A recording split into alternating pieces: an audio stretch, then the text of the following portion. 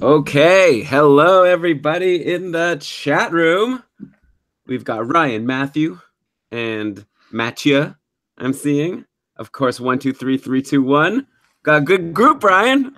Good group. Thanks for being with us. We love what the chat does for the show. Really spices it up until it distracts one of us too much, and that's our own fault, though. It's like stop looking. That is credit to the chat room for just being so great at chatting.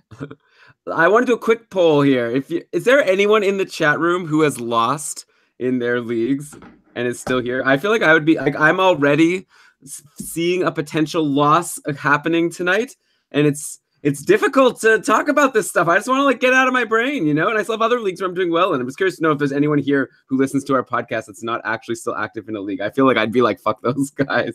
But anyways, let us know. Why don't we get started? How about that? Let's get started. I promise, Brian, I won't swear on the actual show. I know how much you want this to be a family-friendly podcast that parents and children are listening together in the car on the way to work and whatnot. Whatever. Okay, I'm pretty sure you've told me that. Okay. Yes!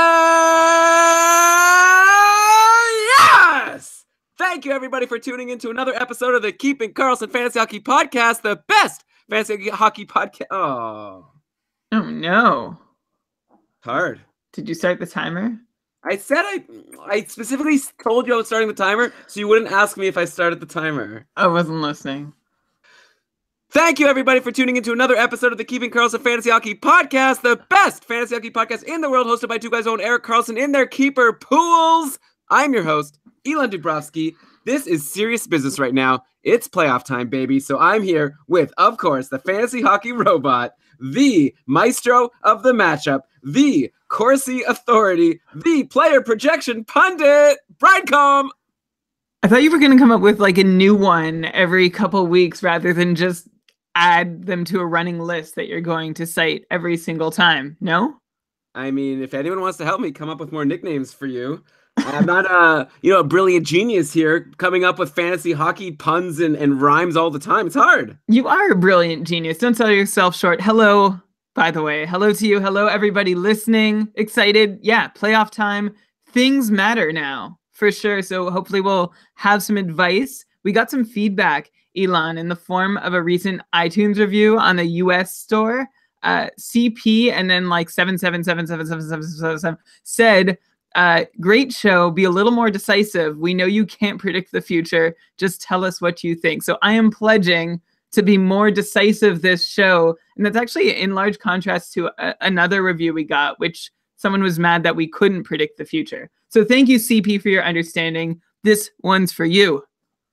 Well, yeah, now also I think it's going to be like the show's a little different as we approach the end of the year. All throughout, Brian would be preaching, patience, and you got to give people a chance, and you don't want to make rash decisions. At this point, we're talking about a lot of people are starting their quarterfinal 1 week matchup next week. You win or you're out. So I'm going to be asking if people should be dropping players that I never would have considered asking about before. So, Brian, you'll have to be decisive because people are going to have to make decisions. You can't just say, oh, let's give it another week or two and see. We got to make some tough decisions. Let's see what we come up with in today's show. Before we get into it, let's, of course, mention that we are presented by DobberHockey.com. They're right there with us, helping you make the tough decisions because they've got fantasy hockey content up the wazoo all the time. New articles. You got daily ramblings. All these tools also. Starting goalies, line combinations, a hot and cold list, which is actually very handy if you're preparing a fantasy hockey podcast, such as this one. So check it out, DobberHockey.com. It's your source for anything fantasy hockey. But Brian, let's get started with our first tough decision, which is what should Braden Holtby owners do at this point? Like this guy, okay, I like to start the show with injuries, and this is like worse than an injury, right? At least if Braden Holtby was injured, then I could say, okay, go ahead, stash him in IR, grab Grubauer, easy peasy Japanesey. But here, we've got a guy not getting games in Braden Holtby. Grubauer's doing well. People drafted Braden Holtby super early in their drafts. They can't possibly drop him, right? Or can they?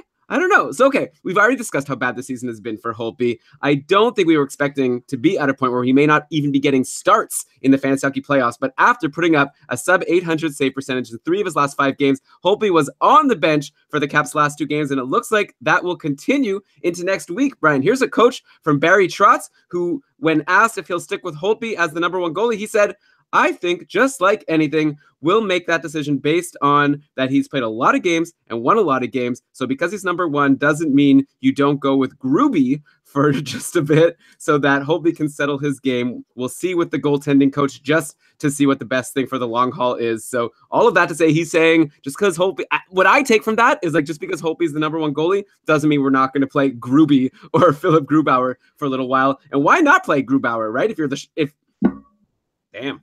That's such a roll. Okay. You're on such a good roll.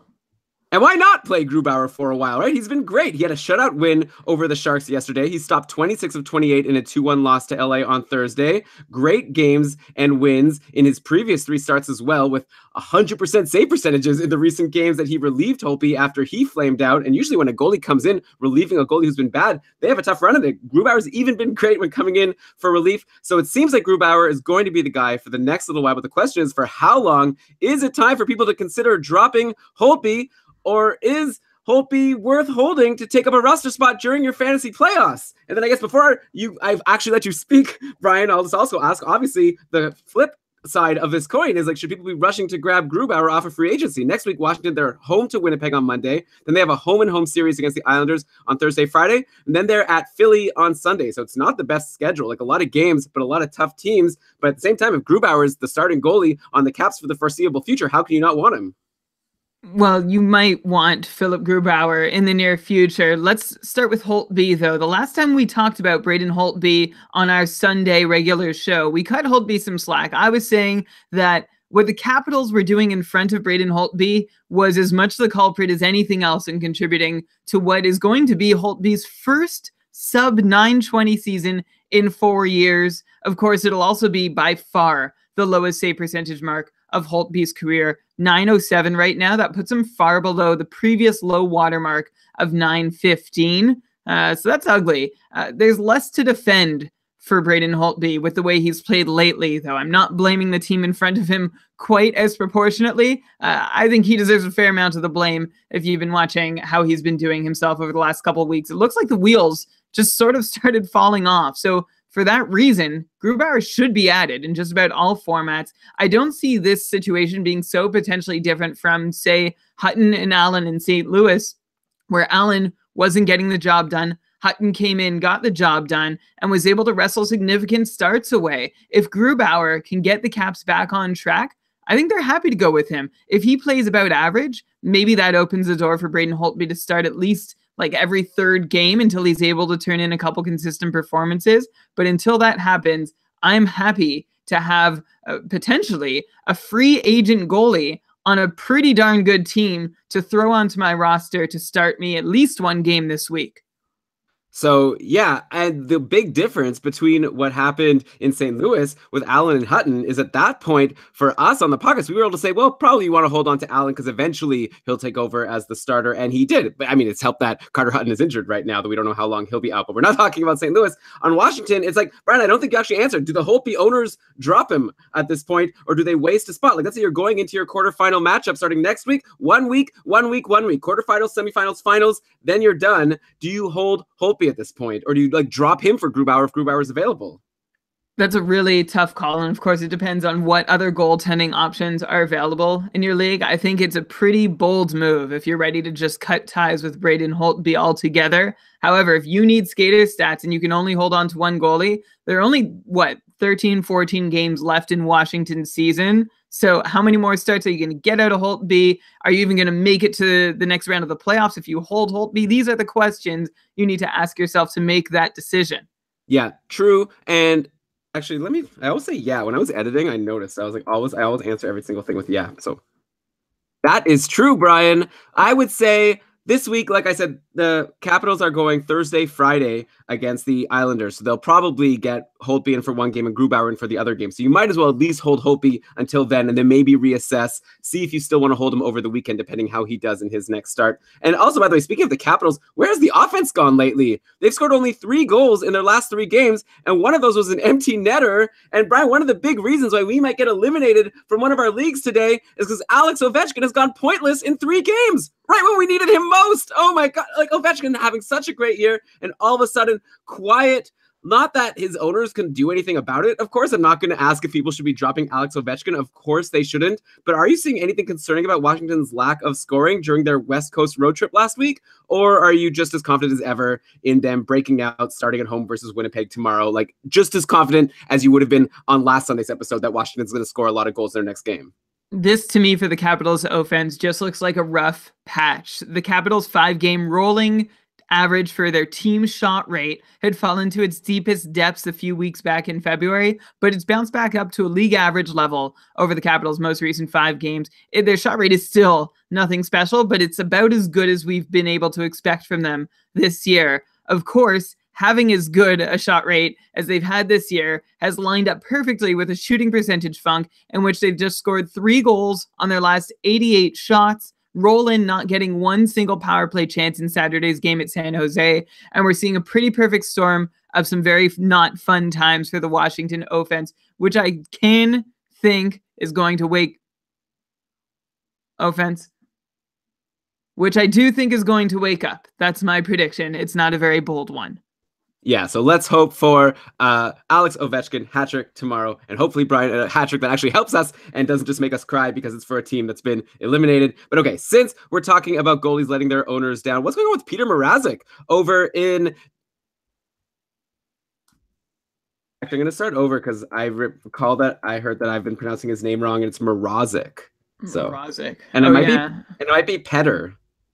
Might be Petter Mrazek. Well, would that be too crazy? Let me, I think that might be a little crazy. I'm going to consult our handy dandy pronunciation guide that says, yeah, Petr Mrazek. Okay, I'm going to start over.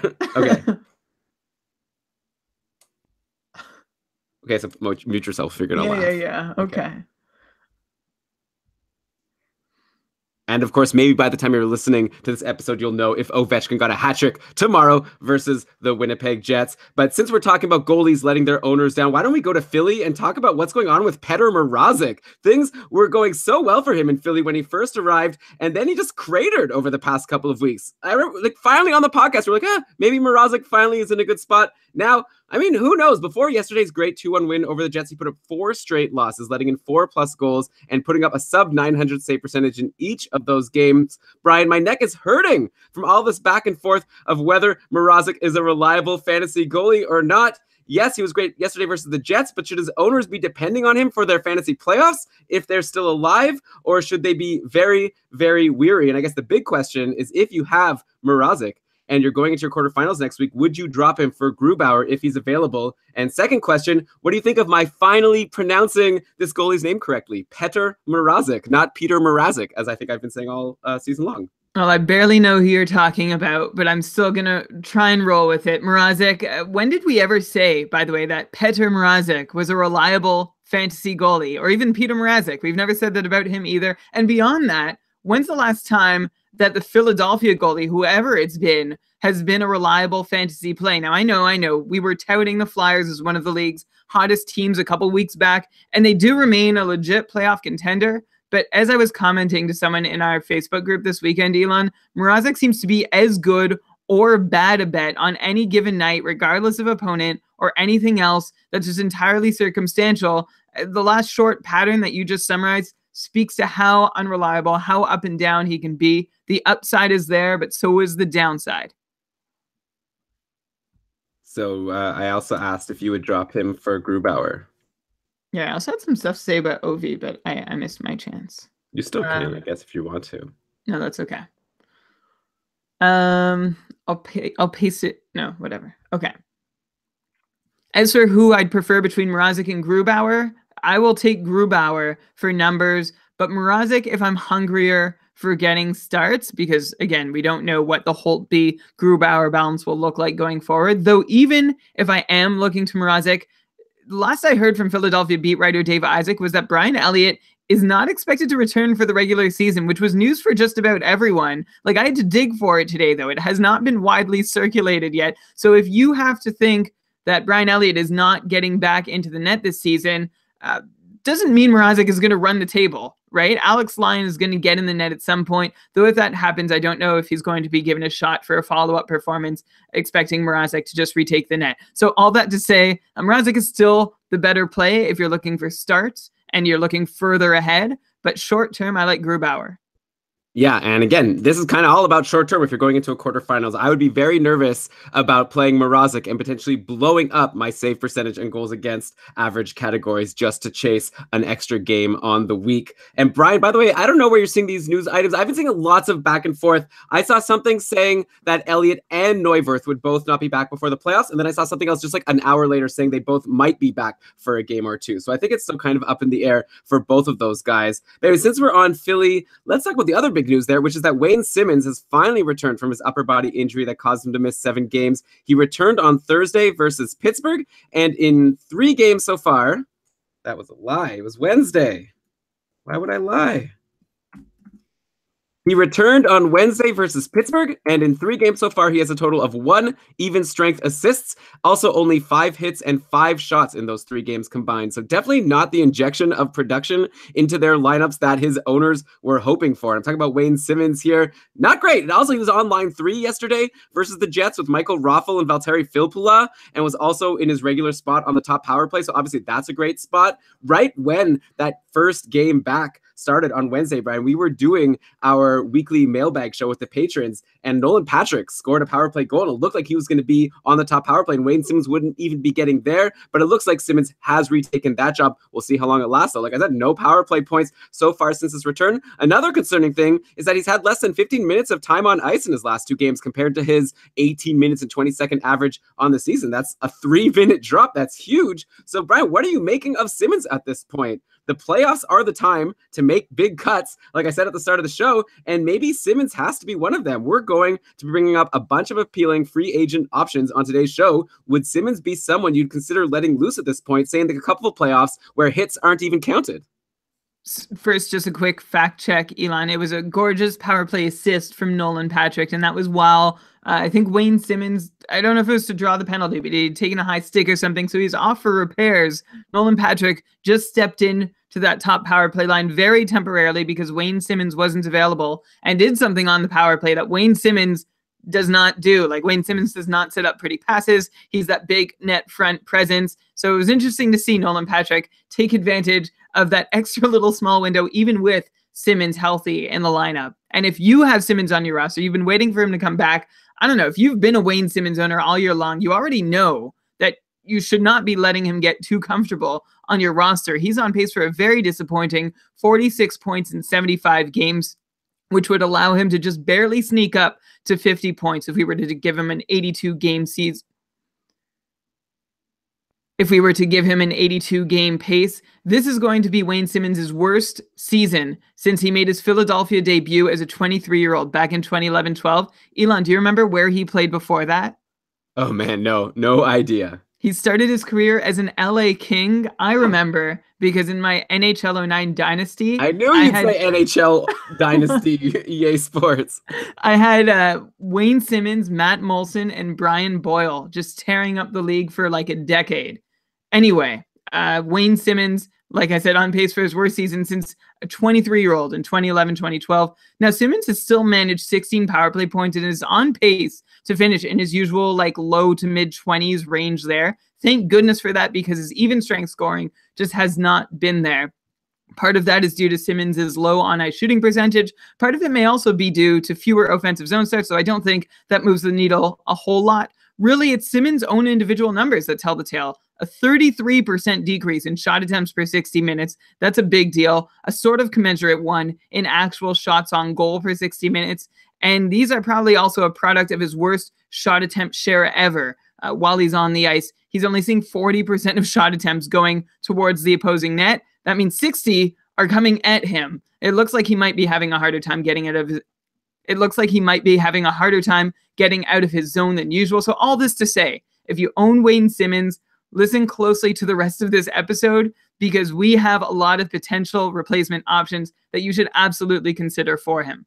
And one might be, depending on your league, Nolan Patrick, the guy who we were just talking about that bumped Simmons from that top power play. He's still been doing just fine. He has assists in each of his last 3 games, helps to be on a line with Jakub Voracek, of course. Still, his value obviously takes a hit off the top power play. If, Brian, you picked up Nolan Patrick during the Simmons injury, would you be considering dropping him right now? And I guess you could also compare Simmons to Patrick himself. Like, let's take a look at Philly's schedule. They play Monday, Thursday, Saturday, Sunday next week. So 4 games is good, but only 1 game until Thursday isn't great. Like, theoretically, you might want to get the Monday game from your Philly guy, then maybe drop that person, grab an Edmonton or Dallas player who plays Tuesday, Wednesday, and then get someone like Nolan Patrick or someone else that plays 3 times between Thursday and Sunday. So I'm really like gaming the schedule right now, which I think is a very good strategy when you're looking into your week, your playoff week. Plan ahead, see when you're going to add and drop these people to get maximum games played. But anyways, of course, if you were to say drop Nolan Patrick right now to try to, maximize, get those Tuesday, Wednesday games,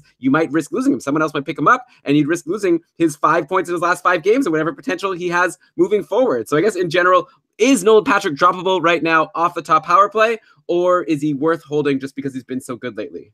No, he's worth holding because he's been so good lately. And we know if there's an opening for him to slide onto that top power play, he's going to take it. If Nolan Patrick holds with Voracek at even strength, I would absolutely prefer him to Wayne Simmons. Okay, and then another guy. Okay, and then another guy to maybe compare these guys to is Travis Konechny, another guy on Philly who I'm kind of concerned about right now. I know it's only been 2 pointless games in a row, but he's played less than 13 minutes in each of those games when he's been at like 17 plus minutes almost every game for a long while now. Do you have any insight, Brian, into why Travis Konechny's ice time has been cut? Is it just due to his 4 and 2 penalty minutes in the last 2 games? Like, I know that means less time for him to play, but you wouldn't think that would lead to a 5-minute cut. Maybe the coach is upset at him for taking these penalties. I'm just curious to know, should Konechny owners be concerned? He's been so good for so long. He's still on line 1, but all of a sudden, I don't know, pointless in 2 games, lower minutes, color me concerned for my fantasy playoffs. Okay, I'll also color you with some context in that Nolan Patrick, for whatever it's worth, had also been at only 14 minutes for 3 straight games before seeing more than 16 minutes on the second line against Winnipeg in the most recent game. So you didn't seem so concerned about Nolan Patrick. He was still able to produce in his limited time in a good even strength spot. I still feel Konechny is probably in the same spot. And we know that one of those games where Travis Konechny did see low minutes was because he was benched. He took a bad and untimely 3rd period penalty and was stapled to the bench for the rest of the game. So I'm not expecting that to happen too often. I'm not panicking too hard about Travis Konechny so long as he is still up on the top line with Giroux and Couturier. All right, that's fair. Though Couturier, Brian, one more Philly guy I'm going to ask you about that I promise we could move on. This is my brother who asked me to ask you, why is Sean Couturier pointless in 4 games, and should he be concerned about him? No, I don't think so. I think it's just a rough patch for Sean Couturier. Only 2 assists in his last 8 games, if you want to go further back, which might be why your brother is more concerned than you're letting on. But Couturier is still taking shots, averaging 3 per game in that run, averaging 3 shots per game in that 8-game run despite scoring no goals. Look, Philadelphia has been held to 2 goals or fewer in 7 of their last 8 games, just 9 goals total over those 7 contests, and the 8th game was that crazy 7-6 loss to Tampa. So there are going to be casualties with that when you're only scoring 9 goals in, a select sample of 7 games. None of these casualties I expect to last too long, so I am counting on Sean Couturier to get back in the goals or assist column. Either one will do. Okay, so we'll have to follow and see. Like I said, Philly has 4 games next week. Let's see who ends up being the better options between Simmons, Couturier, and Patrick. I think it could be close. But okay, let's go to some actual injuries now. We're actually in the injury section. So why don't we deal with a couple of really big names who have gotten hurt? And we have to start with Brock Besser, who fell awkwardly into the Canucks' partially open bench door on Monday, and he suffered a soft tissue injury and a small, non-structural, non-displaced fracture of the transverse process in his lower back. in case. I'm glad it's a soft tissue injury and not a hard tissue injury. Oh yeah, Those are the worst. Yeah, definitely. But okay, still not great news for Brock Besser. Like the good news is it's not like career ending. I think it was Cam Robinson, who's been on our show and is really great. He like was really excited. Like he retweeted something basically saying, "Oh, it's not career ending." Like I didn't even realize that was a concern. That would have been so terrible. So no, the prognosis is that Besser is going to be out 4 to 6 weeks. The prognosis is that Brock Besser is going to be out 4 to 6 weeks, which in other words means he's basically done for the season, done for the fantasy season. Canucks are making the playoffs, so done for the season. Sad way to end such an amazing rookie year. He ends with 29 goals and 55 points in 62 games. That's a 38 goal and 73 point pace if he would have played all 82 games this season. What a rookie year for Brock Besser. I guess we'll have to take some time during our summer series to discuss if we think he'll be as good or, hey, he may be better next season. We'll dig into Besser's numbers. But in the meantime, is this kind of like the Jack Eichel injury that happened a month back now on Buffalo, where we suggested that basically this hurts everyone's fantasy value on the team? Like we were excited about Daniel Sedin. He had been on a 5-game goal scoring streak. He had been on a 5-game goal-scoring streak before Monday, and now he's got only 1 assist in his last 3 games with Besser hurt. Bo Horvat seems a lot less appealing, centering Leipzig and Gagner versus being the center for Brock Besser. Though I guess it is actually good news for Leipzig and Gagner playing now with Bo Horvat, or maybe just the Canucks aren't going to score any goals. But let's mention, Brandon Leipzig actually has 2 goals and 4 assists in 5 games since joining the Canucks from Vegas. So Brian, maybe you could tell us, like, who is Brandon Leipzig? How did he get to Vancouver? And do you see him as being someone worth adding as a now top 6 player on the Vancouver Canucks, even though they are a Brock Besser-less Vancouver Canucks? We also have Sam Gagner, who I mentioned. He seems to have gotten top power play time over the past couple of games. The Canucks play today, but the game hasn't started yet. Starts at 9, but so we can wait and see what happens with him. Then check our exercise for the reader to go and see what happened to Sam Gagner's power play time today. But he's had an assist in each of his last 2 games. So maybe you want to look at Leipzig or Gagner as a beneficiary, but mainly I would just be concerned as an owner of any Canuck, except for maybe Alex Edler, who's just amazingly getting you peripherals all the time. But Brian, what is your take on this Brock Besser injury and the fantasy implications? I've thrown a whole bunch of names at you, so let me know if any of them are piquing your interest. Okay, well, first I'm going to start by assessing the impact of Brock Besser's injury by essentially agreeing with you. That's a big loss for Vancouver. Very small sample. They have 2 games without Besser. They've scored 3 goals only combined in those 2 games, which obviously doesn't mean a whole lot. And it's also, before we get too despondent about Vancouver really falling off without Besser, this is a good time to mention that Brock Besser had only scored a goal 7 times in his last 24 games. I mean, that's still pretty good. It comes out to just under a 24 goal full season pace, but it's a more modest goal pace, Elon, than what you cited when introducing Brock Besser for the segment. But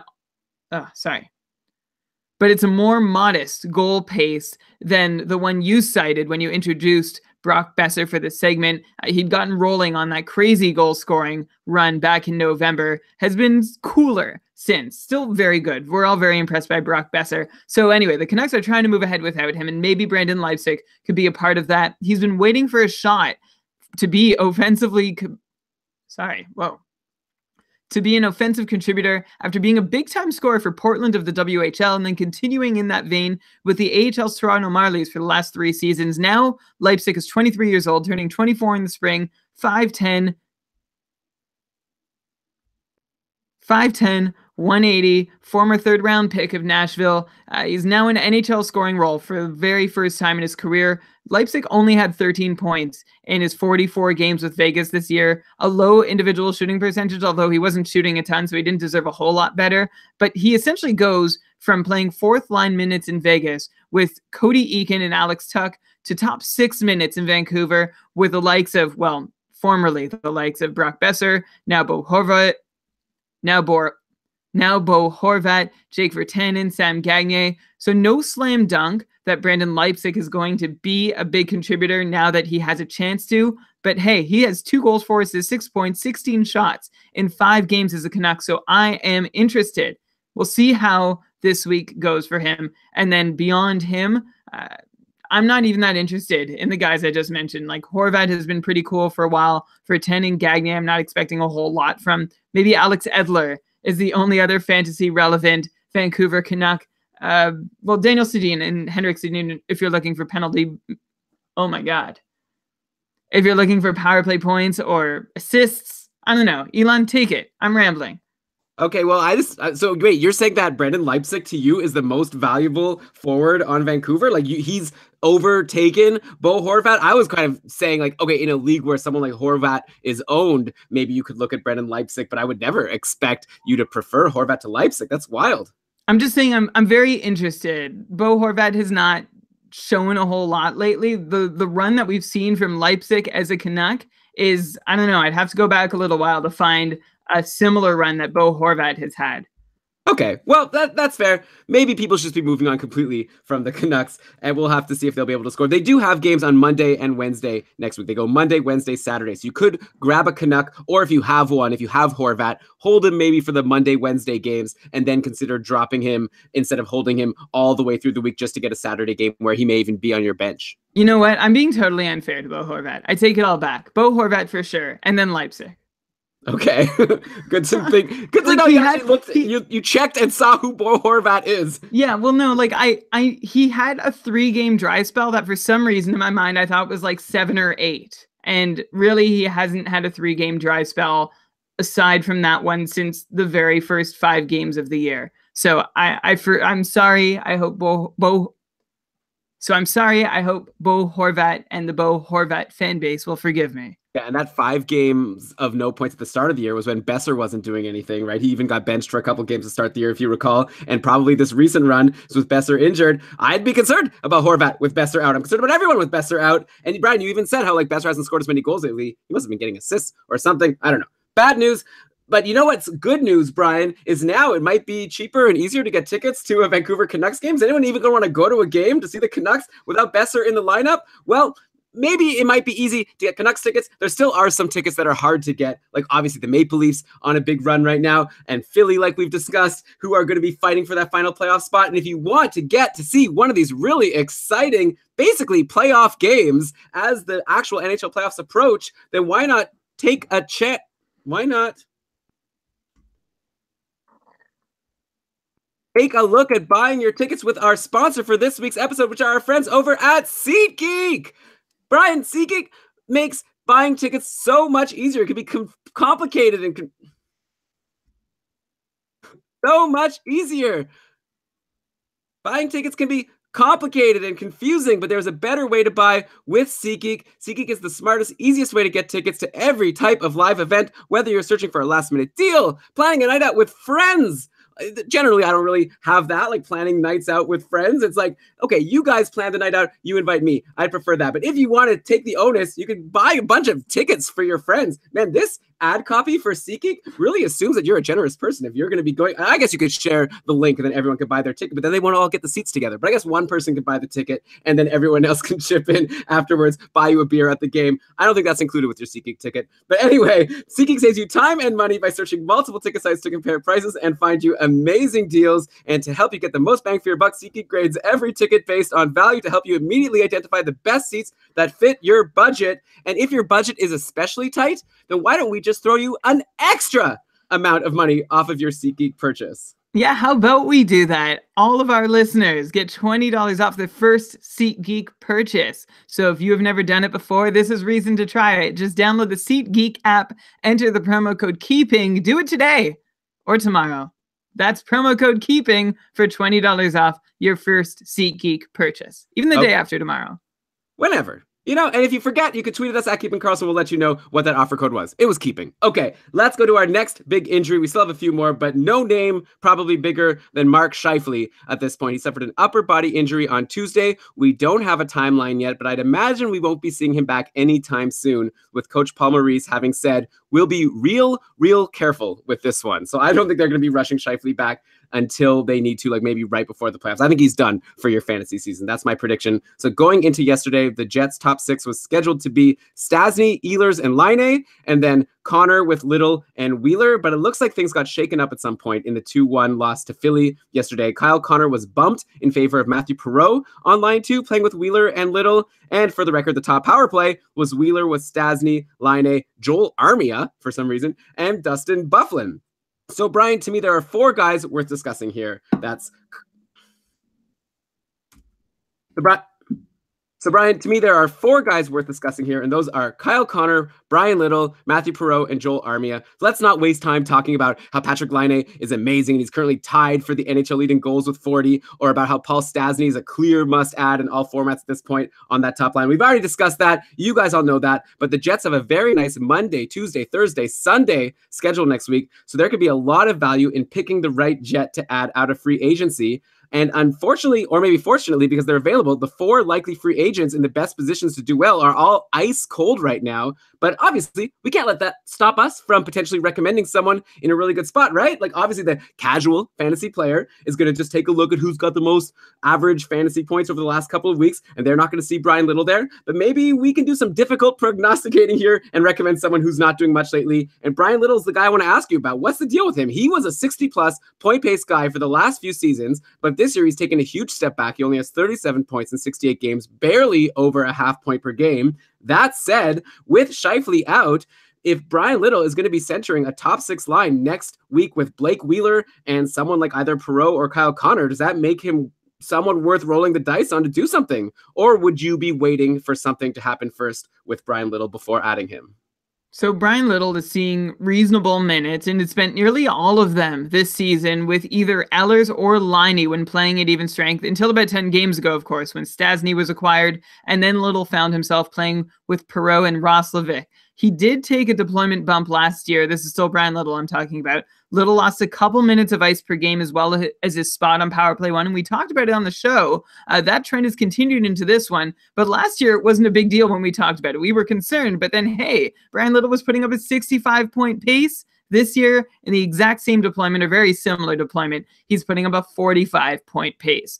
So the difference between this year's poor pace and last year's great one in the same downgraded deployment, you can find it in two numbers. First, Brian Little last year had a bloated shooting percentage, which he no longer has. And second, this year, Brian Little's IPP is down below 60% after having been above 70 for the last 4 seasons. So some of his fall off from a 65 to a 45-point pace is due to the absence of past good fortune, and some of it is due to the presence of current misfortune. Little's own individual offense generating numbers have tailed off as well, which is about par for the course for him as a 30-year-old. I still like Brian Little enough to be interested if he can stick with Blake Wheeler and ideally Kyle Connor, although I guess Perreault would be just as good. I think there's big upside there for Little, but also remember that he really couldn't cobble much together with Laine and Ehlers all year earlier, so it's not necessarily a slam dunk. Still, Brian Little is a guy I'm happy to take a chance on this week. Yeah, or at least maybe for Monday and Tuesday, and then you can reassess. But you got to decide quick because the Jets play Monday, Tuesday. So, Brian, as far as Connor and Perreault go, if, let's say, you are a keener and you're on Twitter and you see that the Jets practice lines are announced and you see that one of Connor or Perreault are on that second line with Wheeler and Little, would you have any interest in that guy, like maybe compared to Brian Little? Like more interest? Yeah, like let's say you're trying to decide between the three of them. Once we get definitive answers that it's going to be, let's say, Kyle Connor on that second line for tomorrow's game for the Jets, who would you prefer then between Connor and Little? And you've said you would like Little, so like, would you even be interested in Connor?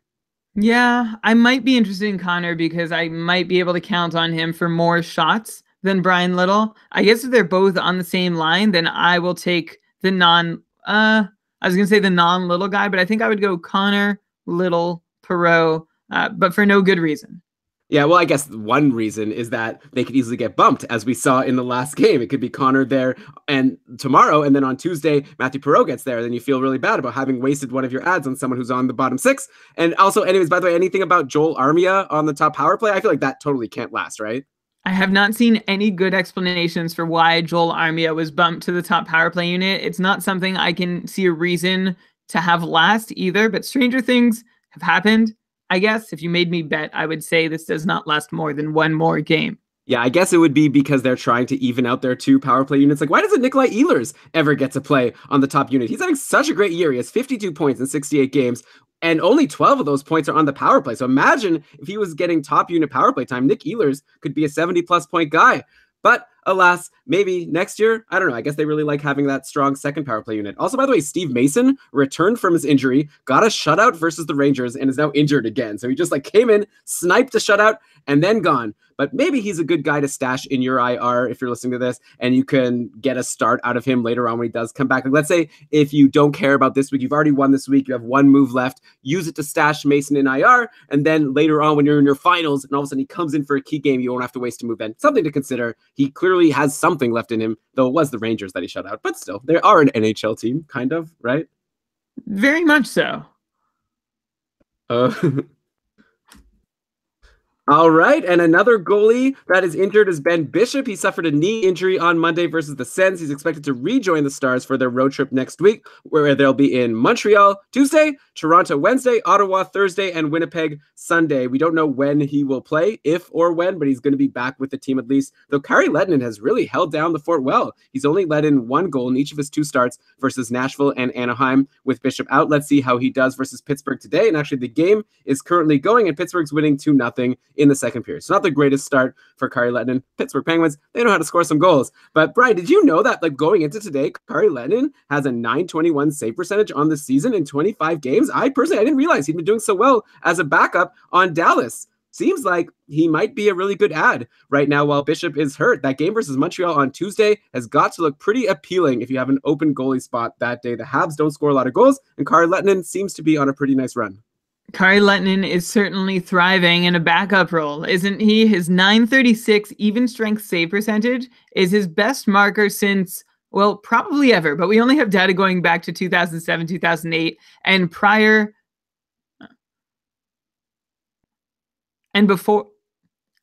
to this year, Lehtinen had never even been above .925 before this year, so thinking that he never was up to .936, even when we don't have the data from it, seems pretty reasonable. But Kari Lehtinen cannot take all the credit for his good even strength save percentage numbers. Ken Hitchcock, of course, has done his thing, whipped that Dallas blue line into shape, which has also given Lehtinen his highest expected save percentage of his career, which means, of course, he's getting best defensive support he's ever seen in front of him.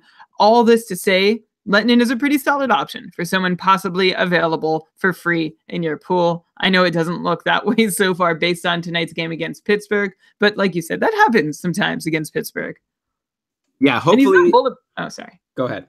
And he's not bulletproof or anything. He's still, at the end of the day, Kari Lehtinen playing in a better defensive system. Yeah, that's definitely fair. And speaking of the Dallas team, like, what do you think about their line combinations? Like, we used to always talk on Keeping Karlsson about who's the guy playing on line one with Benn and Seguin. I feel like we haven't done it that much this year because it hasn't really seemed to matter. That player never does anything. The top, like, the only players on Dallas that seem to be worth owning in terms of forwards anyways are Benn, Seguin, and Radulov. Like, I'll mention Matthias Janmark today on line one with Seguin and Radulov. Does that kind of thing interest you at this point anymore? Like, do you even care who else is playing where in the top six in Dallas, or is it just something we could ignore moving forward for the rest of the year?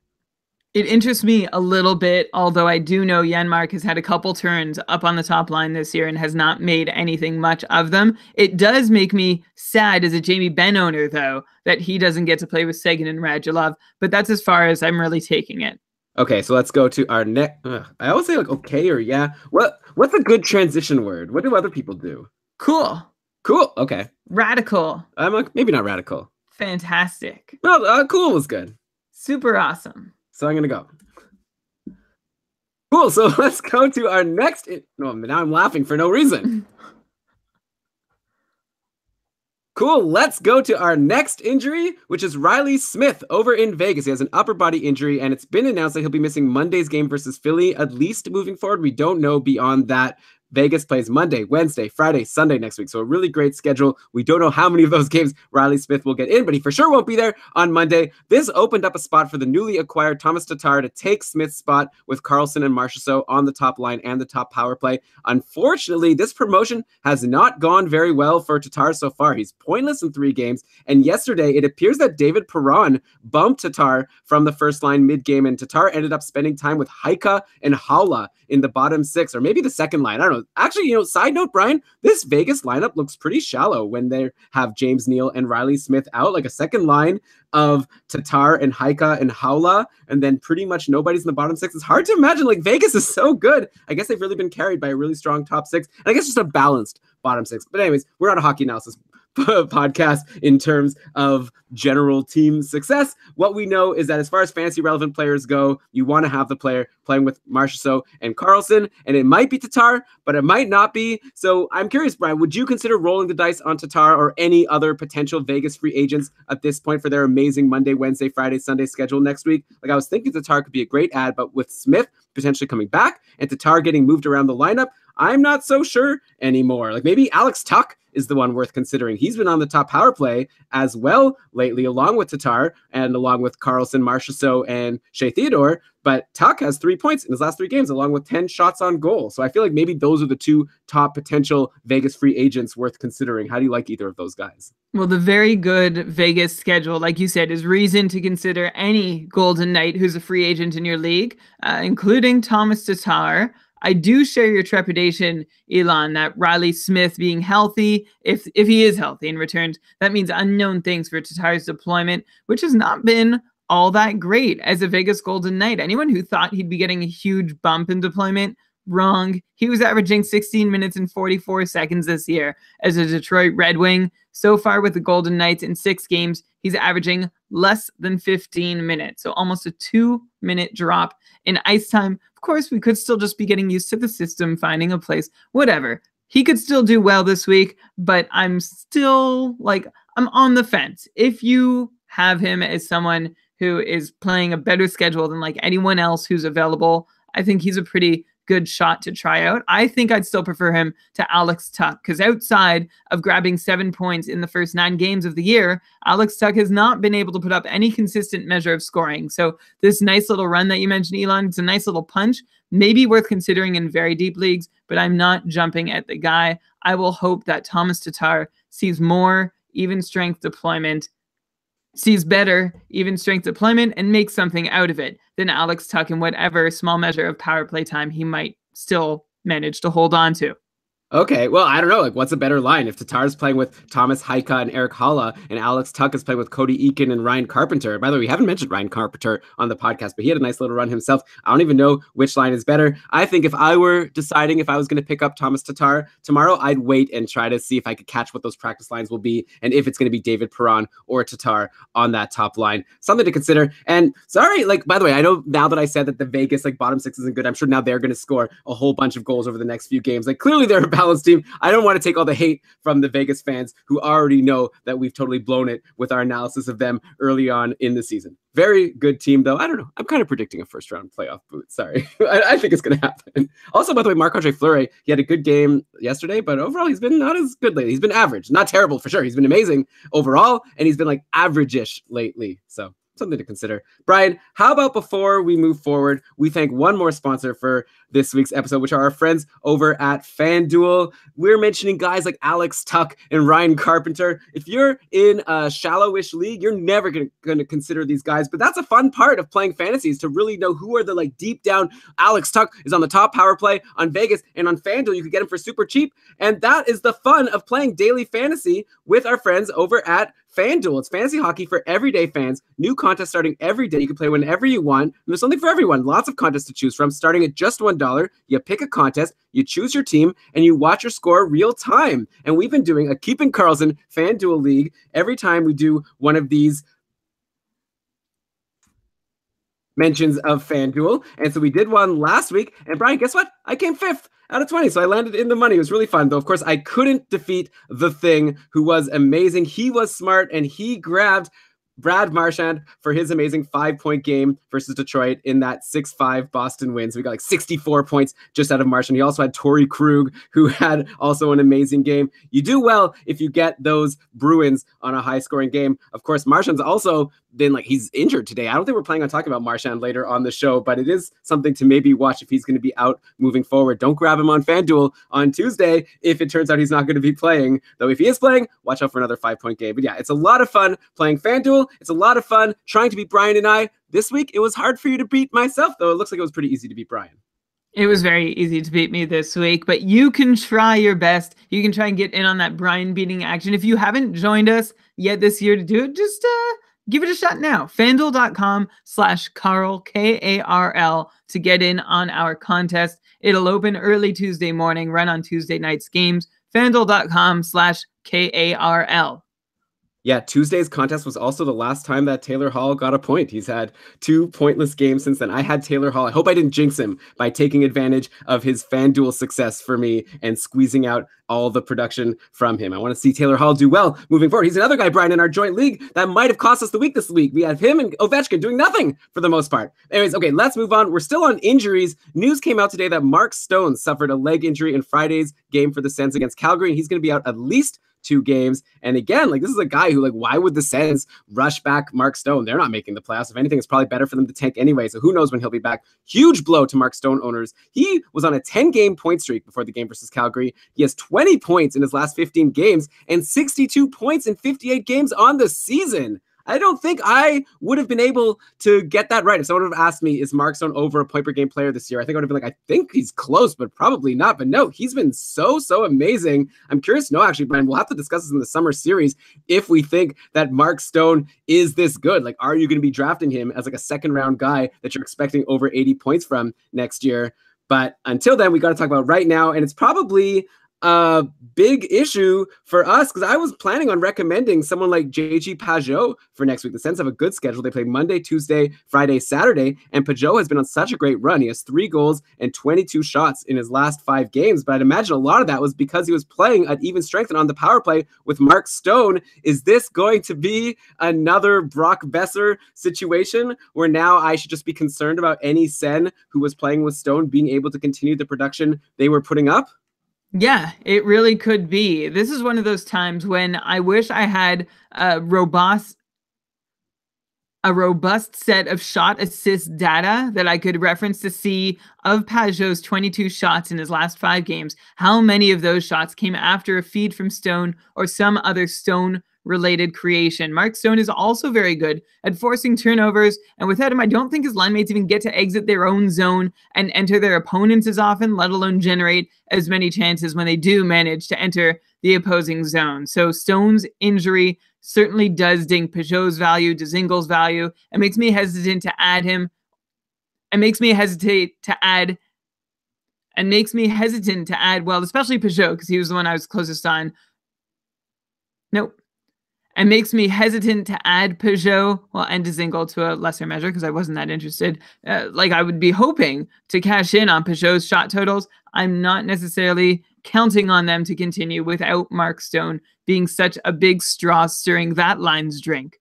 Yeah, I was actually really thinking going into tomorrow, I'm going to blow up my potential fab free agent acquisition budget bidding plans that I had tomorrow for my couple, which is the Keeping Karlsson Ultimate Patron Fantasy League. Sorry for all the acronyms right now, but I was thinking I was going to maybe bid on Tatar, who plays Monday, Wednesday, and I was going to maybe bid as a backup bid on Pageau, who plays Monday, Tuesday. Now, preparing this episode, I'm like, I'm not really that interested in either of these guys because Tatar got bumped off the top line. Pageau doesn't have Marc Stone anymore. Now I got to figure out someone else to add because I do have Jonathan Bernier, who I added for 1 game. He did very well. He's now injured as well, so he goes into IR. Got to fill that spot in my matchup against Dustin to try to make it to the finals of the Tier 2 couple. But you guys don't care about that. Brian, what maybe we do care about is Erik Carlsson, since he is the namesake of our podcast.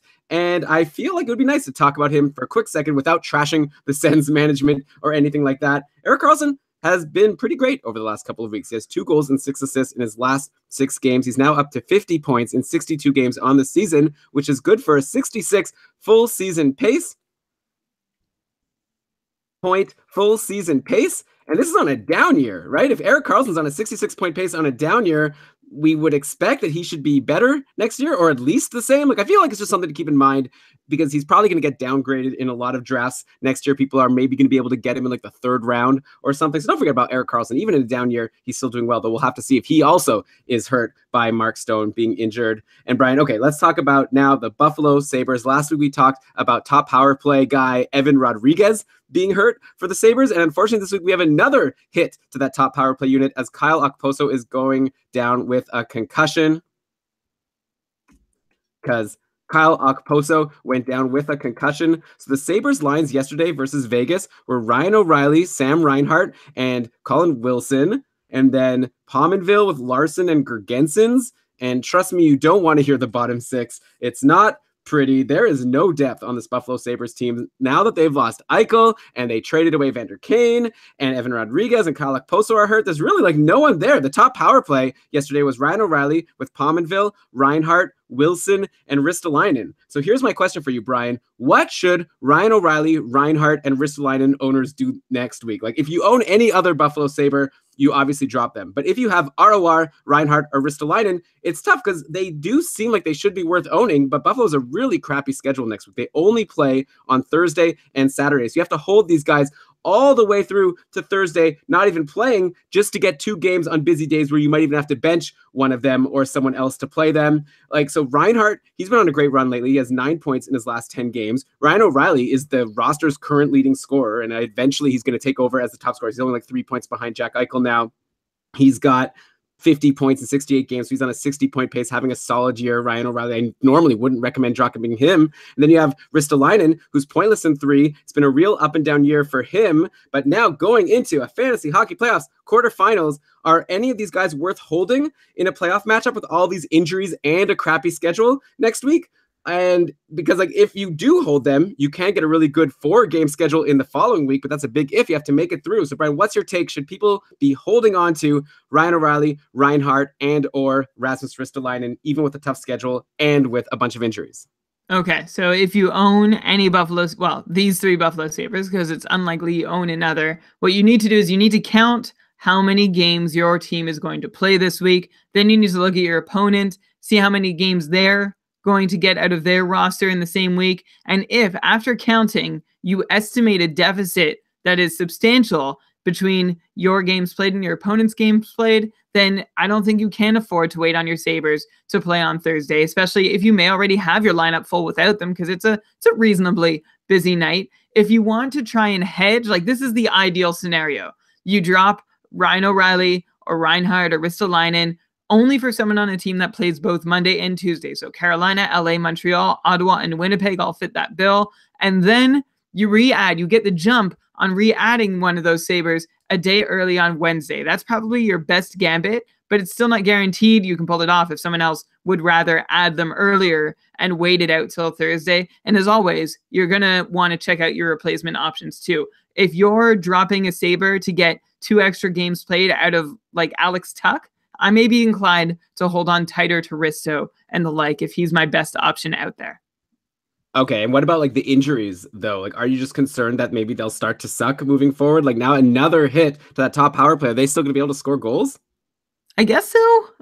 That's the thing also, right? Like if you're holding on to Buffalo hoping for offense, you have to be ready to accept that they might have 2 games where they score a combined 1 or 2 goals. So keep that in mind. I don't know. I think they'll be about the same as they have been for the last couple months. I know Eichel's been out for a while. Rodriguez and Okposo don't concern me being out a whole lot. Maybe I should be a little more concerned. Is that what you're saying? Well, I mean, now they have Colin Wilson on the top power play. So I don't know, it seemed a little bit worse. But I thought this was the week where you're going to be giving definitive answers. We know you can't predict the future. Well, my definitive... well, what's the question again? Should people drop? I don't know. Are they going to be still good? Yeah. I guess my definitive answer is that you can't rely on Buffalo for goal scoring at any time. So you probably don't want to be relying on them for this time. My move would be to try and make the move, add someone Monday, Tuesday, re-add them Wednesday. And if you lose out on them completely, whatever, you find someone else.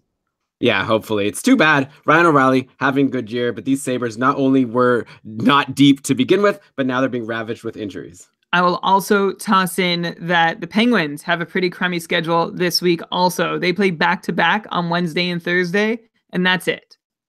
It's terrible, especially because if you have someone like Malkin or Crosby or Hornqvist or Kessel, like, go down the list, Letang, you're obviously not going to drop one of these guys. You just have to suck it up. So if you have Buffalo guys and Pittsburgh guys, that makes it all the harder to hold on to a Buffalo guy. Let's go to our next injury. Oscar Klefbom is going to miss some time for the Oilers after undergoing a procedure on his shoulder. The report yesterday was that he's been ruled out for the next 2 games. So it's yesterday's game. Then I guess now Monday's game or Tuesday's game, next week, the next game, but I don't see any reason why he'd get rushed back at this point. The Oilers, just like the Sens, have nothing to play for. If anything, it's probably better for them to lose. So I wouldn't be hanging my hat on an Oscar Klefbom return anytime soon. And even if you were, like, he's been bad. Like, we keep saying that he's probably worth owning because he's on the top power play, but at the end of the day, he has 19 points in 63 games on the year. So that's just a big fat oof.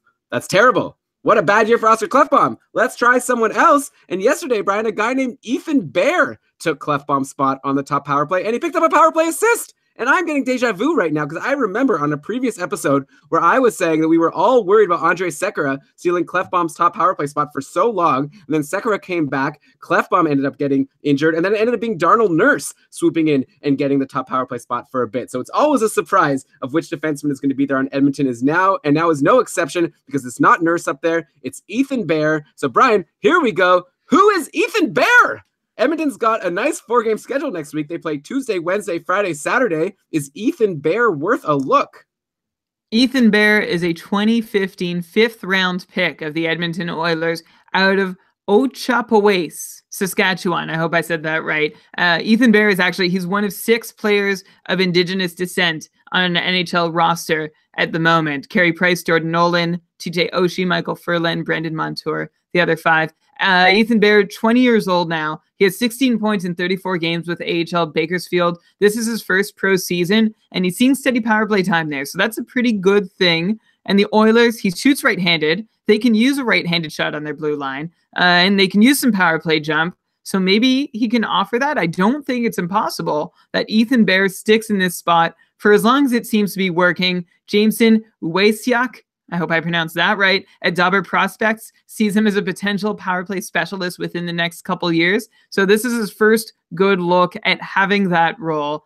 I'm hopeful that he can stay there for a couple games. As long as he keeps getting assists, that should probably help him. That should probably help buy him another game.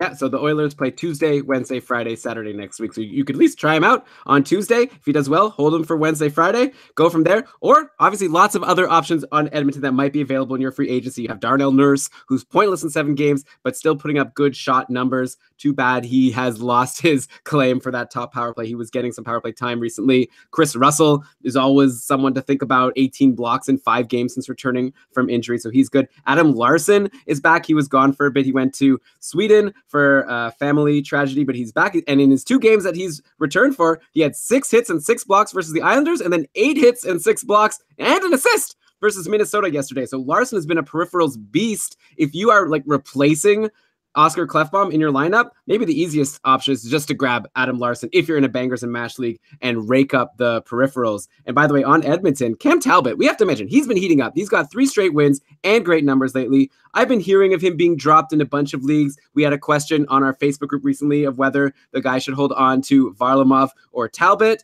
And at this point, come on, Talbot is good. I think I might have even suggested maybe Varlamov, but now that I thought more about it, Talbot's in a good spot. He's the number 1 goalie. The team isn't so terrible. Like I said, he's won 3 games in a row and he's been putting up good numbers lately, right? So you got to hold on to Cam Talbot for the rest of the year. You don't drop him to free agency. Well, no, I think the question is, if you don't have Cam Talbot and he is a free agent, which is entirely possible, do you add him? And I think the answer is yes. He's 6-5-0, 928 over his last 11 games, only 2 goals given up on the last 64 shots he's faced in the last 2 games. He gave up 1 goal in each of them. So that's great. But also, if Talbot doesn't steal those last 2 games, then maybe he doesn't get the win. So good guy to have in your lineup right now. Just don't get carried away thinking that Edmonton is suddenly a very good team because Cam Talbot happens to be standing on his head for a couple nights, which in its own right is amazing because it really hasn't happened a whole lot this year.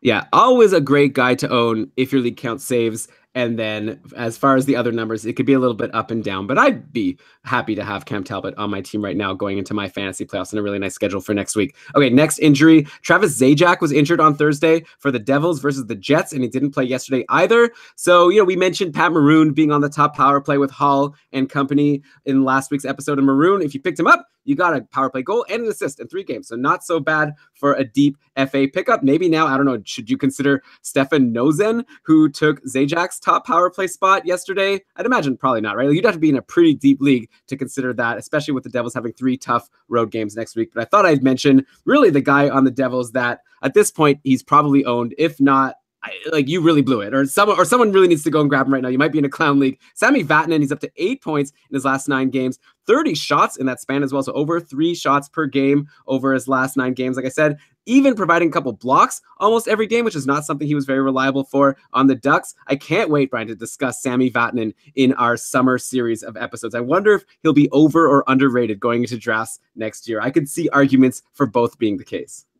I think it's much more likely. Wait, sorry, you're talking about Vatanen, right? Yes. Yeah. No, that's an edit. Just roll with that. I think it's much more likely that he'll be underrated going into next year's drafts. So yeah,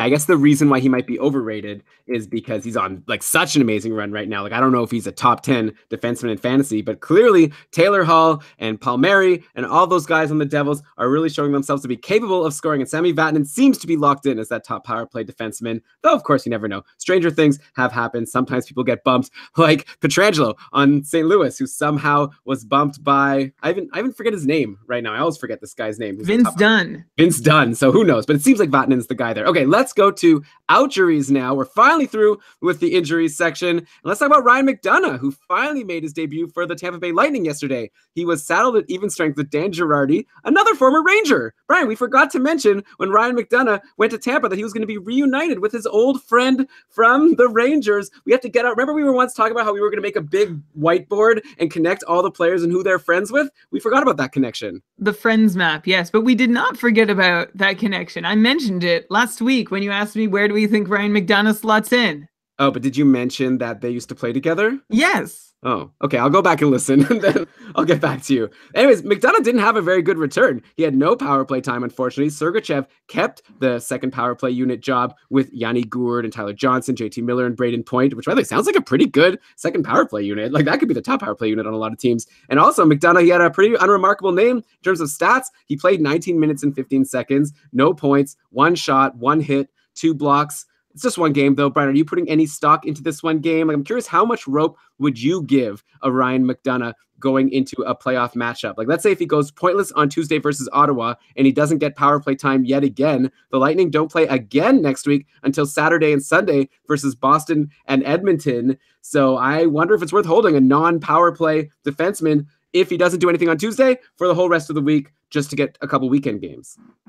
I agree with you. I think that's about accurate. If he's not even seeing second unit time, then he might not be worth your time. He still could be good for a couple shots, couple blocks. So if that's worth holding on to that entire dry spell where he's not playing at all, then great. In a lot of leagues, it wouldn't be worth it, though. Yeah, and speaking of that second power play unit, the guy I dubbed Rip Van Winkle last week in Sergachev, he picked up a power play assist yesterday to go along with his 2 assists versus the Rangers on Thursday. So I'm a big dumb idiot. And in fact, Tampa, they've just really become a hard team to predict with the velocity of their line shakeups. Like, things change so often, you can't keep up with it. Like, last week we were looking at Alex Killorn on line 1 with Stamkos and Kucherov, and he definitely hasn't been a bad ad. If you picked him up, he's had points in 4 straight games before getting nothing yesterday versus the Habs. But then yesterday, it looked like Tyler Johnson was going to be on line 1. He started the game with Kucherov and Stamkos, and Killorn was on line 3 with Adam Ernie and Anthony Cirelli. And Killorn was still on the top power play, by the way. But then at some point, it looks like JT Miller took over on the top line, and Tyler Johnson moved to line 2 to play with Yanni Gourde and Braden Point. So I don't know.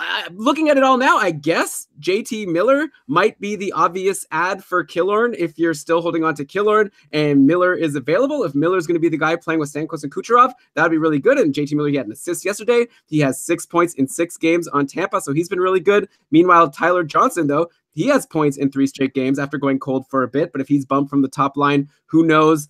Brian, I have no idea. Like, how would you rank these 3 at this point? JT Miller, Tyler Johnson, and Alex Killorn. There's no way to know where they're going to be playing on the roster on any given day. But just moving forward, if you have limited ads and you want to grab a Tampa player, are there any of these guys that are especially appealing to you as someone who you think has the best chance of being in good deployment and getting points the rest of the way? My advice, if you're looking at any Tampa Bay forward who is not creating their own offense, so essentially if they're not Stamkos, Point, Kucherov, Hedman, you just got to follow the line combos. Anyone is worth a look if they're in the top 6, and that changes frequently enough that if you own one of the Lightning that is in the top 6, you need to literally be checking Frozen Pool or wherever you get your line combos every single night, and also be flexible and nimble enough in your roster management to cycle them in and out as they go up and down into the top 6 and out. If I'm trying to rank Tyler Johnson, JT Miller, and Alex Killorn, I don't think it's worth giving a ranking because it's just going to be whoever gets the best deployment. All things equal, I would go Johnson, then Miller, then Killorn, but any difference between their individual talents in play is definitely going to be trumped by wherever they slot into the lineup on a given night. Yeah, that makes sense. So for this week, if one of these guys is available in free agency, and I'll include Sergachev there, wait until the weekend, and maybe you might want to pick one of these guys up for their Saturday, Sunday games if you need a boost to your lineup at the end of the week. Let's go to Calgary now. Mike Smith returned today for the Flames versus the Islanders. John Gillies was sent back down to the minors, and it wasn't a good start for Mike Smith. He let in 3 quick goals in the first period. He's let in another goal in the second period. The game's not over now, but it's 4-1 for the Islanders. Mike Smith, 19 saves on 23 shots, so not a very good return. But it seems like he settled in pretty well after that first 10 minutes of the game. So we'll see what happens moving forward. Brian, is there any reason now for owners to hold Rajic now that... Oh, sorry. Good catch. Any reason now for owners to hold Rajic now that Smith is back, or do you expect Mike Smith to get the majority of the starts moving forward, just like what was happening before he got injured? Well, with Calgary just 1 win out of a playoff spot, Mike Smith could not come back soon enough. The Flames went 3-7 without Mike Smith, which is not totally surprising, as Smith had really stolen a lot of games for them, and neither Rajic nor Gillies were up to that task most nights. So hopefully Mike Smith follows up this poor outing and doesn't miss a beat going forward, not just for his fantasy owners, but for the Flames too, who I imagine are going to be starting him for as many as they remember, for as many of their remaining, well, now it's 12 games as they can get away with, at least until they've figured out exactly where they're going to end up in the playoffs, which with the way things look right now, could go all the way down to the wire. I could see Mike Smith running the table for Flames starts the rest of the way. Well, he has to do better than he did today for that to be the case. And Rajic was actually finally putting up some good numbers. He had 2 good games. Maybe the Flames regret not giving him one more game today. We'll see how things end up in this game versus the Islanders, but obviously not looking good. Any thoughts on Dougie Hamilton, by the way? He only has 1 goal in his last 7 games. Is it just as obvious as he's still shooting it a lot, still getting top power play time, so it must just be bad luck, or is there any reason for Dougie Hamilton owners to be concerned? I don't think any reason for Dougie Hamilton owners I don't think there's any reason for Hamilton owners to be concerned. He has just 1 goal and no assists in his last 7 games. Hamilton, the one thing I did notice, just taking a quick look at his game log, he's played less than 20 minutes in 3 of his last 7 games, which is actually pretty odd for him. Have not found any explanation for it. But the good news is that Hamilton is still firing away in the minutes he does have and holding on to a power play role. So yeah, assuming that Hamilton is healthy and all, and that the minutes are going to still be normal, which is a small assumption to make, still an assumption, seems like it'll just be a matter of time before Hamilton's scoring gets back on track. Yeah, like probably you're right. Like I'm sure Hamilton will be fine. It's interesting, like in keeper leagues, he obviously is very appealing, but he does seem to be kind of streaky. He seems to go on really good runs where he's getting points all the time, and then he goes on cold runs like this. So something to be aware of. I've noticed it a lot. Like I think even if you just look at his game log for the whole season this year, he was cold for a while and then got red hot, and hopefully he doesn't end the year cold. It's looking like that so far. But still, like you said, 12 games to go. One more outjury, or an outjury that was supposed to happen, is that Antti Raanta was scheduled to play today, but then last minute they decided he's not going to play today versus the Canucks. So Kemper gets his second start in 2 days. I do imagine that Antti Raanta will finally be back next week since he was close to being back today. So definitely if Raanta has been dropped in your league, now might be a good time to stash him in your IR or something and then get him back in your lineup, as he'd been doing really well before he got hurt. It's too bad. It's been a rough season for Antti Raanta health-wise. When he's been healthy, he's been good. If only he could put together a full season being healthy as a starting goalie, we could see how good he really could be. Brian, how about we go to some hot streaks and cold streaks now to end the show? I've got a nice list, I think. Curious to know what you'll say. Well, there's only one way to find out.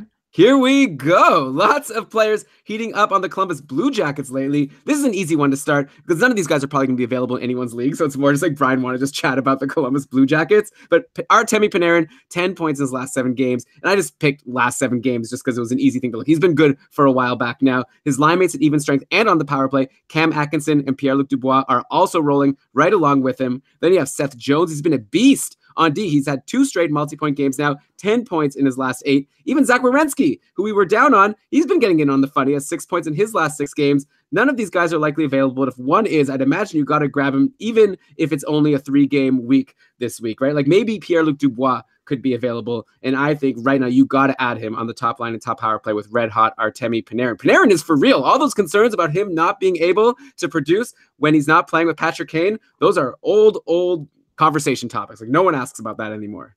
I definitely thought old news would have been the easier way to describe it. Columbus has 16 goals in their last 4 games.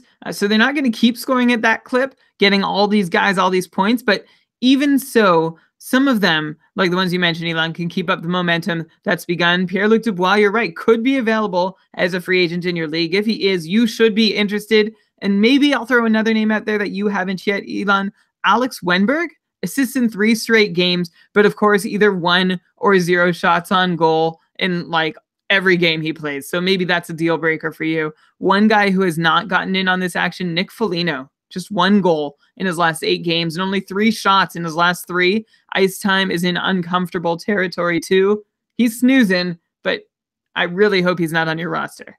Yeah, he was snoozing a long time ago. Then I sort of got interested in him when he was back on a line with Artemi Panarin for a short while, but that is old news as well. And yeah, Wenberg, he's been on the top power play with Atkinson, Dubois, Panarin, and Seth Jones. So sure, definitely someone worth looking at if you want assists, like a Henrik Sedin territory kind of guy. Okay, next team, I want to go to Florida. And Brian, I'm very intrigued by Frank Vatrano. He played on Florida's second line with Trocheck and Huberdeau yesterday. It was his first game as a Panther. He came from Boston, and he scored a goal, and he had 5 shots. So a really good game. Florida plays Monday, Thursday, Saturday next week. So not the greatest schedule, but perhaps if you have the acquisitions available, it might be worth grabbing Frank Vatrano at least for Monday's game at home versus Ottawa and then reassess from there. I feel like Florida's going to score some goals in that game, and Trocheck and Huberdeau are great line mates. And Frank Vatrano, we've seen on Boston, when he gets an opportunity, he could definitely throw a lot of pucks on the net, and maybe 1 or 2 could go in.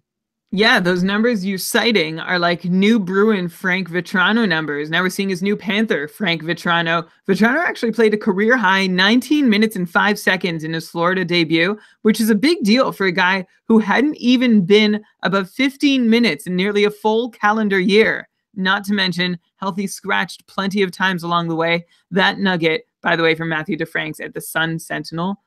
Good Panthers beat writer, if you're looking for one. Vatrano was also on power play 2, got a turn in overtime 3-on-3, which is a great vote of confidence too. I'm with you, Elon. I'm interested in Frank Vatrano here. 2 very good line mates too, in Trocheck and Huberdeau. He appears to have the minutes and the rope to get offensively involved. That makes Vatrano a potentially great deep add. Shame about the not great schedule for Florida, but like you said, maybe start with Vatrano's game on Monday and then decide if it makes sense for you to hold on to him for his next game. And Brian, I know we already talked about him. We're already a team ahead, but just going back to Pierre-Luc Dubois quickly, I just had a thought in my mind. Did the Oilers, remember how everyone in Edmonton was so excited that Columbus took Pierre-Luc Dubois and then the Oilers got to get Jesse Puljujarvi? At this point, maybe Columbus knew what they were doing. It seems like I'd be curious to get one of our prospect experts like Cam Robinson or Peter Harling on the show and ask who they think is a better prospect at this point for fantasy purposes. It seems like it must be Dubois, right? Like Puljujarvi keeps getting opportunities like with McDavid and he still doesn't produce. Hard to say, Elon. I'm not ready to make that call yet. Okay, sorry, that's a boring answer. It could be a conversation. It doesn't have to be like an answer. Oh. I see your reasoning, Elon. I think it's hard to say just given, like, and Puljujarvi's been bouncing all around the lineup. Edmonton is generally a mess. Not to say Columbus hasn't been a mess at times this year, too. Pierre-Luc Dubois sure seems like he's a little more capable of driving his own offense because we have been interested in him even when he's not surrounded on a star-studded line, whereas Puljujarvi, if he hasn't been playing with McDavid, then we really have not had barely any interest in him.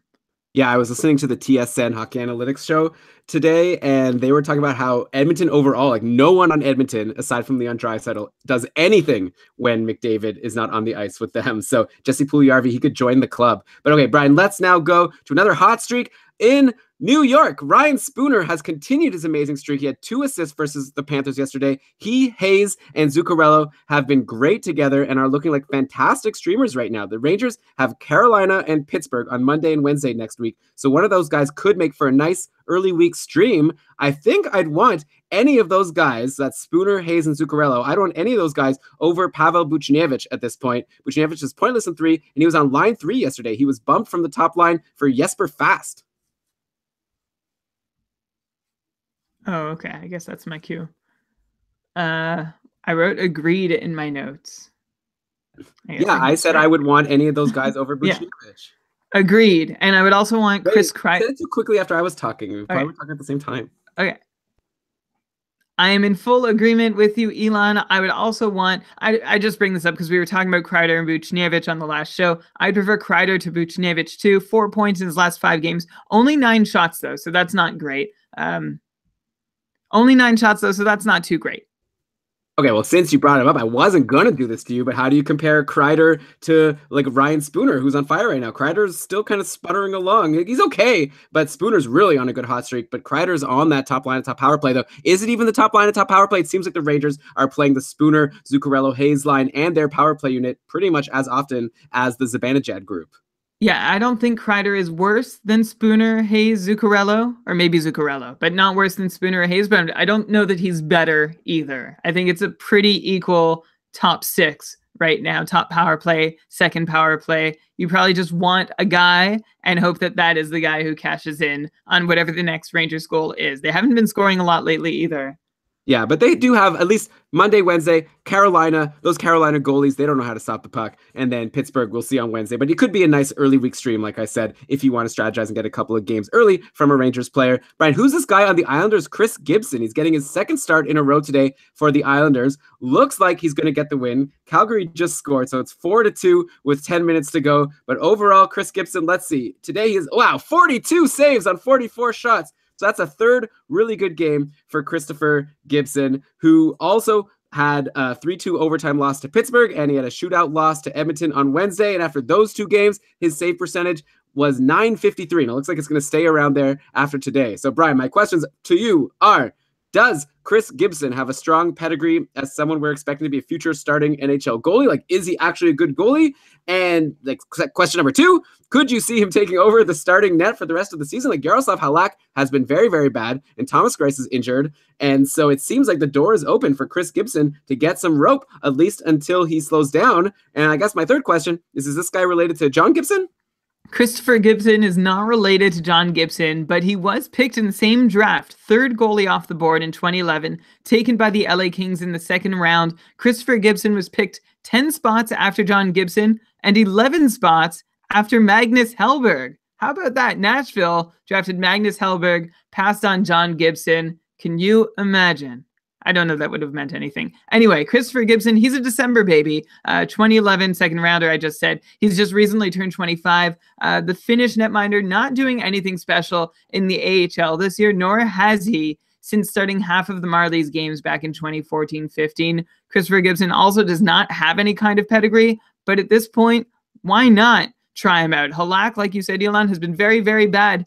0-4-2 in his last 6 games, topping out at a .903 save percentage in 5 of those 6 games. So it can't take too much to outplay Halak. The bar is low. I guess we'll see how far Christopher Gibson can take this. So far, it looks like he's going to take it at least 1 more game.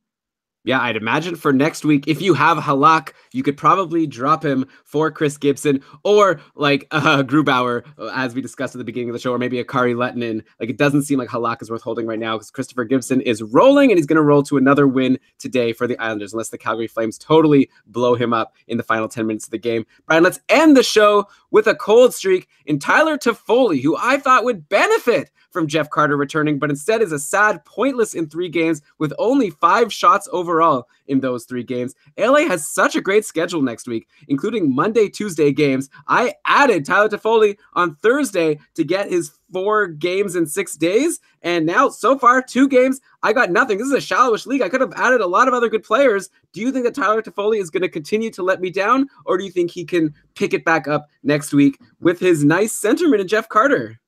Yeah, it has not gone as planned with Jeff Carter back in the lineup. Like you said, Toffoli's shots have suddenly disappeared too. His ice time has gone down. His power play timeshare has gone down. I picked him up in advance. Like I didn't need him for this week. I picked him up for a future week in one of my leagues, and I don't think he's going to make it that long. It's a pretty shallow league too, so I can cycle him out, probably get him back whenever I want. But in the meantime, he is not providing a whole lot of value. Not to say he won't. Like I would suggest you hang on, especially with LA playing twice Monday, Tuesday, and then they play twice more through the rest of the week. So see how he does on those days. After that, it might be time to reevaluate if he deserves a spot in your lineup. The answer is still probably yes, but it's disappointing that he has not done better with Jeff Carter as a centerman. Yeah, unfortunately, he's not on the top power play. And it looks like in the last game, the top line was Kopitar with Tanner Pearson and Dustin Brown. And then Tyler Toffoli played for a bit of time with Nate Thompson and Kyle Clifford. So I don't even know if Jeff Carter was centering him. It looks like Jeff Carter centered Adrian Kempe and Trevor Lewis for a while. Things got really... Well, that's the game where LA got destroyed by St. Louis and ruined Jonathan Quick's great numbers for my couple matchup. So it makes sense that LA was shaking things around. We'll have to wait and see what they decide to go with tomorrow. But Tanner Pearson also looks pretty good if he could be on the top line with Kopitar and Brown. And that would be even worse for Tyler Toffoli and to make me feel like even a dumber guy for going with Toffoli when I could have had Matt Duchene. Though Duchene, as we discussed, might be hurt. Or did we discuss Matt Duchene being hurt by Marc Stone being injured? I know that you messaged me and said maybe not, or I think you wrote this on the Facebook group because they don't play on the same line at even strength. But is it a thing, though, that like now the other teams could just focus on one line, the Duchene and Mike Hoffman line, when they normally would have had to separate their defenses to go against both the Duchene line and the Marc Stone line? Yeah, that's the thing. It's going to be a little harder. And on the power play, too, even if they didn't play together at even strength, if they did play together on the power play, that might be a bit of a weaker unit with, well, it will be a weaker unit without Marc Stone. I'm still like not totally thinking this guy is falling, though. So maybe they'll have a bit more defensive opposition. But they've been a pretty good line, too. So hopefully they can keep it up. Okay, yeah, and by the way, on the Kings, can I throw something out there? Let me know if this is crazy. Why can't we make the top power play Jeff Carter, Andre Kopitar, Dustin Brown, Tyler Toffoli, and Drew Doughty? Doesn't that make sense? Why are they going with the two defensemen, putting Dion Phaneuf there, and then Tyler Toffoli doesn't get to play on the top power play? All the other teams are going for forwards, and it's going well. Dion Phaneuf, come on, get Toffoli in there. I have no argument with that, Elon. I feel like, Brian, you make it sound as if you'd be a really boring guy to talk hockey with. Like, unless I'm asking you a question that I prepared beforehand, you're just like, yes, I agree. No, I have no argument. You know, I've talked to you in person before, and it doesn't go like this. Are you sure? Okay, let's end the show here. This has been a lot of fun. Thank you, everyone, for tuning in and listening to us blab about fantasy. Good luck to everyone going into their playoffs or who are in their playoffs. We hope you do well next week, and you'll still be alive to tune in to our next episode next Sunday. We'll be with you all the way through to the end of the regular season every Sunday live at 8 p.m. Or obviously you could download it later in the night on Sunday or first thing Monday morning. You could get the podcast. I guess you know, you got this podcast, right? So you know where to get it. Why would I tell you? You could also follow us on Twitter at Keeping Karlsson. You could throw us a 5-star review on iTunes or give us a review on whatever device or service you're using to listen to the podcast. We wouldn't mind. It would actually help us out a lot, and it's hopefully not a big ordeal for you. So we would really appreciate that if you don't mind. We'll even take some constructive feedback, like Brian said at the start of the show, where Brian should get to the point and give definitive answers. You could also let us know on Twitter if you think Brian actually lived up to his promise. But with that, Brian, I guess I'll also just throw it out there. If you really like the show and you want to throw us some support, it's not too late to sign up to become a patron of Keeping Karlsson. We're going to keep pumping out bonus episodes all the way until the end of the season as well. So if you have questions you want Brian and I to answer live on the air for you to listen to, you can become a patron and submit questions to our mailbag shows and our patron casts, which are every week, midweek. So check out keepingkarlsson.com/patron for all the information about becoming a patron and getting all of those amazing perks. But okay, with that, let's cue the outro music. And Brian, why don't you go ahead and read us the credits? All right. This episode of the Keeping Karlsson Fantasy Hockey Podcast was presented by Dauber Hockey and supported by our patrons. It was supported by our patrons. shout outs to a couple other of our most recent iTunes reviewers. Delete Yourself, great name. Thanks for calling us fun and informative. I think Elon must be the fun and I must be the informative. And also Doug Swass, who Elon listens at 1.2 speed. We've gotten a lot of feedback that even at single speed, it's too fast. I'm sure that's an exciting way to listen. We recommend, let us know how we sound at every speed. Give us one review for every speed you listen to us at. This episode was researched with help from Dobber Hockey, Frozen Pool, Dobber Prospects, Corsica, Natural Stat Trick, Charting Hockey, HockeyGoldies.org, The Athletic, Hockey Reference, Hockey Viz, Hockey Database, Elite Prospects, Roto World, and Fantrax. One thing I've heard is that it's funny to listen to the show at like 0.5 speed or something. It sounds like we're drunk. So I never actually tried it, but people were talking on the Facebook group that that's the case. And Brian, were you throwing shade at me about like I'm the fun and you're the informative? I'd like to think I'm throwing some information out there. I'm giving you all these numbers. I told you how JT Miller has 5 points in 5 games or 6 points in 6 games. Where else would you find that? Okay, you're fun, you're informative, and I will delete myself. Okay, well, great job as always, Brian. And thanks everyone again for listening. We will catch you all with another episode next week. Until then, keep on keeping Karlsson. Cool. Yeah, Brian, I never noticed that until just now. You really don't like going off script for some chit chat.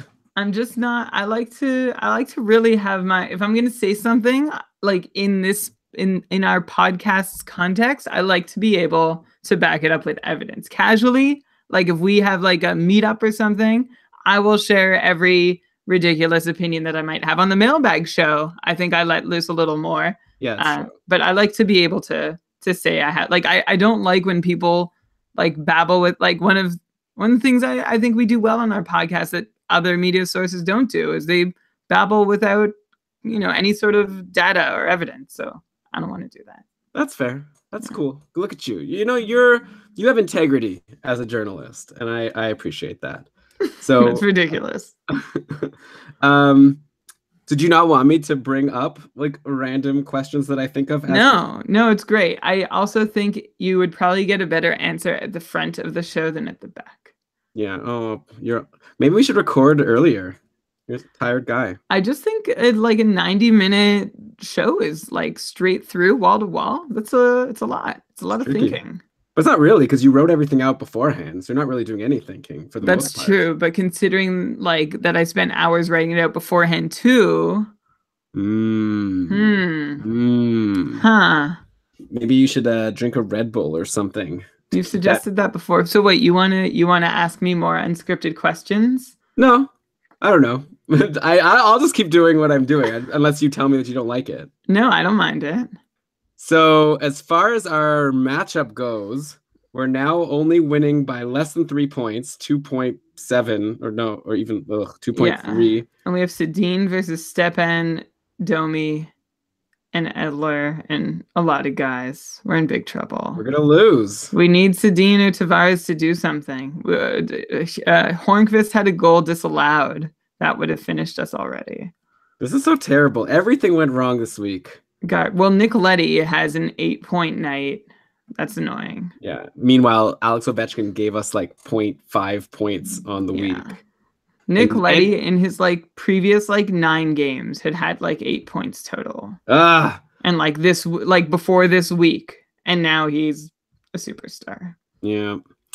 And Braden Holtby really killed us. We had to waste a move to grab Grubauer when it should have been killed. Holtby games. We got killed. Everything went wrong. And I hate everyone in this league. Now I'm gonna have to, be embarrassed as when they all trash talk me. First place team getting eliminated in the quarterfinals. Sad. Okay, what's up in the chat room here? Anything to make us feel better? We got a lot of people going, What was the question? Did something happen? That's like what you say whenever I ask you a question that you didn't prepare for. Oh. I think that's what they're getting at. All right.